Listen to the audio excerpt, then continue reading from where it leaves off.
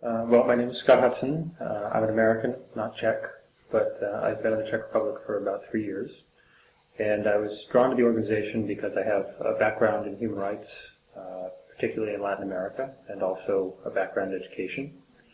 And People in Need is one of the largest NGOs in the Czech Republic, and certainly one of the most active in the field of human rights. And I started working with them in particular in the Cuba section, partially because of my background in Latin America and being able to speak Spanish and English. And then was able to move to the film festival, partially because it's a bit more expansive. It covers a whole range of human rights topics. And I think if you are someone like me, it's nice to have that range rather than being focused only on one country for an extended period of time. Because obviously there's so much going on in the world all the time, and I'm trying to keep up with it. Whether it's what's happening in Tunisia right now, what happened in Iran last year, what is constantly going on in the post-Soviet world. And the film festival is a great opportunity for me to continue to stay engaged in those topics. It's hard to see my work in particular as that of a journalist, but at the same time the festival does help kind of public discourse, and it creates a public space and a platform for lots of different people to come together and discuss, again, a range of topics, whether they're human rights related, political economy, cultural. And, you know, it's something that's pretty remarkable. I mean, 10 years ago, there weren't that many human rights film festivals. One World was one of the first in Europe. Now, 13 years later, there's been an explosion of these festivals throughout the region and also into Central Asia and other parts of the world. And this does help provide basically a vital public service, and that there's now greater access to these types of videos. I mean, I think, you know, digital technology has made it a lot easier for kind of citizen journalism and citizen filmmaking to take place. And so we get a lot more submissions than we used to get. Pretty much the last few years, we get about 1,600 films submitted each year, of which we show a little over 100, so you can see that it would be very competitive to get a film included in the program. But at the same time, it means that pretty much the general public really trusts the things that we put into the program for being both high quality, accurate, and important as far as content. And so in that way, I suppose, like any good publication, we've developed a certain trust with the general public. Obviously, each year we try to think of themes that are important based on what's been happening in, you know, the last few months or the recent years. Last year we had, for instance, a specific focus on Iran because following the disputed election there was a tremendous amount of interest in the Czech Republic and within Europe to learn more about what the context of that election should be, and also what people could do to feel like they were staying more connected to the Green Movement and what they could do to help. This year, for instance, we've got more of a focus on corruption as one overarching theme, because obviously in the Czech Republic and pretty much throughout the region, there's an ongoing issue with corruption. As you know, I think it's basically been said historically, it takes 2 generations to fully consolidate a democratic culture. And so, you know, they're 1 generation in, and obviously things are much better than they were 20 years ago, but there's still a lot of problems, corruption being one of them, that they haven't been completely able to solve in the Czech Republic and in other countries. And so we wanted to focus on it because, again, it's a topic that people are interested in.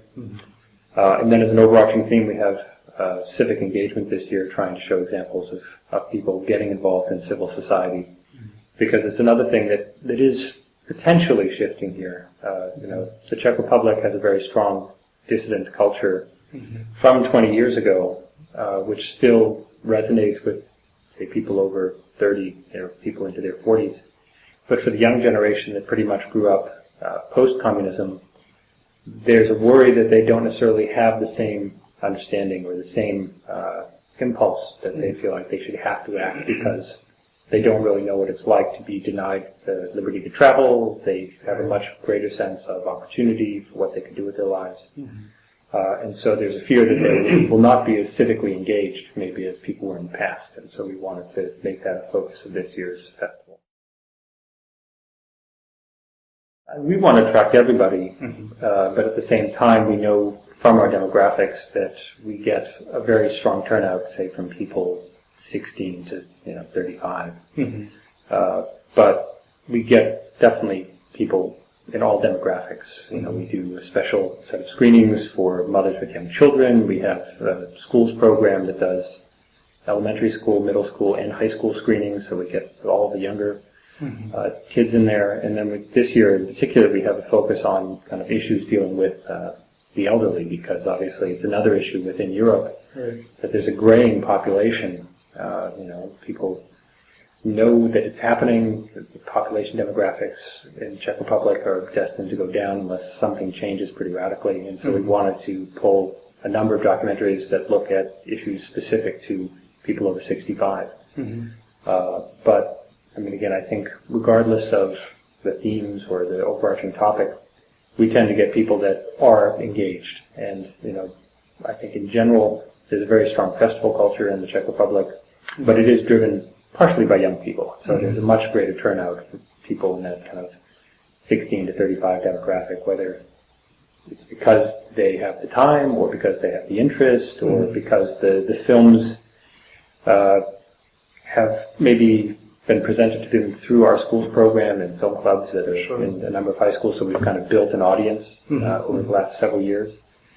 But yeah, I mean, the turnout is pretty remarkable in the Czech Republic. Between public screenings and school screenings, we get about 100,000 people a year. Just in Prague, we get over 40,000.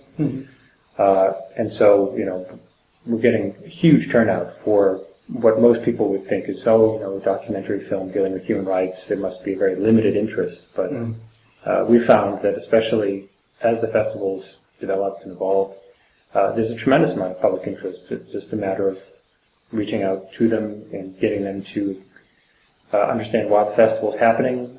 Again, getting them to trust that it's worth the time and the energy to come and see these types of films. And so we've got to maintain a certain standard. We've got to make sure that things go smoothly, that we have high production values, and all that is happening. It's almost entirely Czech. I mean, People in Need has over 200 employees just in the Czech Republic, and the overwhelming majority are Czech. Some Slovak, some foreigners.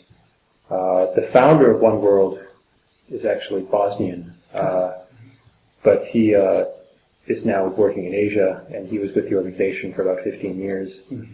But at the same time, really, the leadership of the organization is Czech, and there are people that were involved in the dissident movements and student movements back in 1989.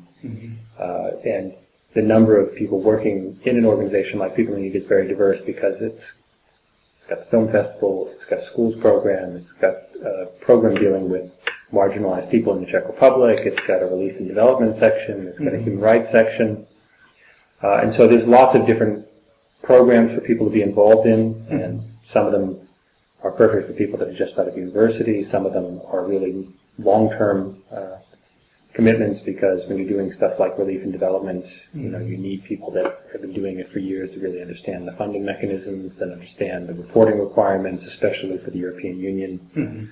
And so, again, there's a pretty wide range, and probably goes between 50 and 25.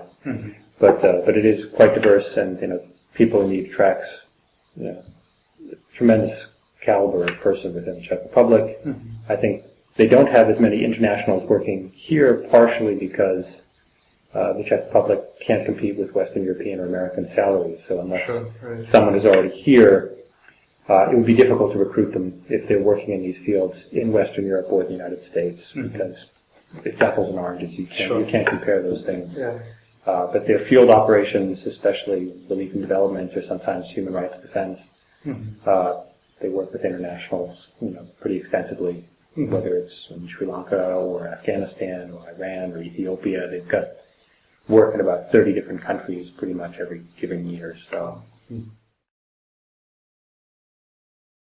Well, One World is funded through a number of grants that we get, some through Czech ministries, some through the European Union, such as the media program. We also get support from a number of embassies and institutes that are based in Prague. We also do sell tickets for the screenings in Prague and a couple other locations, and so obviously that helps cover our costs as well. But it's something that varies from year to year. I mean, obviously, the ongoing financial crisis is really making it a bit tighter this year for our finances, which I think One World shares with not only the rest of the organization and the rest of the NGO sector in the Czech Republic, but also people making these types of documentary films. Again, we're all kind of going after the same sources of money, and all of them are finding that there's not as many people contributing, or just that they're trying to do more with less because of the financial crisis. But again, our finances have had to grow as the festival's grown, and this being the 13th year, again at this point, we count upon quite a sizable budget, because it's not only happening in Prague, but we also go to 35 towns and cities in the Czech Republic after Prague. Oh, wow. Do kind of smaller versions of the festival, because again, it's a very important thing for us that people don't associate these types of festivals only happening in the capital city, but that these films are made available throughout the country. And so, to do that costs a lot of money, because we have to get everything subtitled into Czech, especially for the regions. We have to make sure that we can deal with the formats that are necessary at lots of different types of cinemas. And, we try to bring as many directors and people involved with the films as possible. This year we're also adding some other components that are relatively new, dealing with video activism and new media, which we're going to be getting support from the Visegrad Fund and from Open Society. We're going to be doing a thing called the Documentary Campus, which is done with a large German NGO, and basically is an intensive workshop using documentary film and talking about the ways in which documentary film can be used. And so, I suppose part of how we've managed to continue to grow is that we don't stay static. Every year we try to add new elements to the festival, because once it became established, really was this open platform that you could start plugging other things into that have a similar desire to see like a better world, or to see human rights conditions talked about, improved, etc.